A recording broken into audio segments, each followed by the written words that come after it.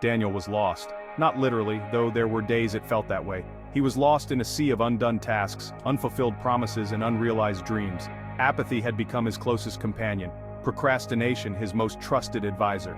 He knew he was capable of more, yet he couldn't seem to break free from the chains of his own lethargy. Daniel's days were all frustratingly similar. He'd wake up late, promising himself this was the day things would change. He would eat a breakfast of sugary cereal, the sweet taste doing little to mask the bitterness of his own inaction. Hours would disappear into a vortex of video games, social media, and aimless browsing, the guilt growing with each passing minute. As the sun began to set, casting long shadows of regret across his messy apartment, he would vow to do better tomorrow. But tomorrow never seemed to come, and the cycle of inertia continued. He was adrift in a sea of laziness, and he desperately needed a lifeline. One sweltering afternoon, as Daniel ambled through the park seeking solace from his stifling apartment, a chance encounter changed everything. He noticed an elderly monk, his face etched with wisdom and serenity, meditating beneath a sprawling oak tree. Something about the monk's calm demeanor drew Daniel in, offering a stark contrast to the turmoil within him. Mustering a sliver of his fading willpower, Daniel approached the monk.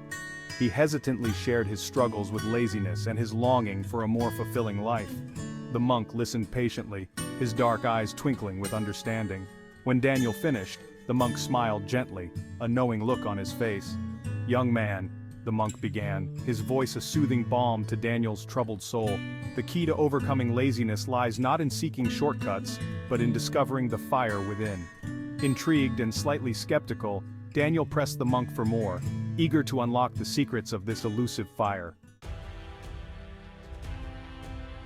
The monk, sensing Daniel's genuine desire for change, offered him a challenge. "There is a cave," he said, pointing towards a towering mountain in the distance. Atop that mountain, a cave said to hold the secret to overcoming laziness. He explained that the journey would be arduous, the path fraught with obstacles, but the reward at the end would be worth the effort. Daniel was taken aback. He had expected some mystical incantation, a secret potion, anything but a strenuous climb. He looked from the imposing mountain back to the monk, uncertainty clouding his features. The monk, sensing his hesitation, placed a reassuring hand on Daniel's shoulder. "The journey itself," he said, "will be as important as the destination." Fueled by a mix of curiosity and desperation, Daniel agreed. This was his chance, his opportunity to break free from the shackles of his own inertia.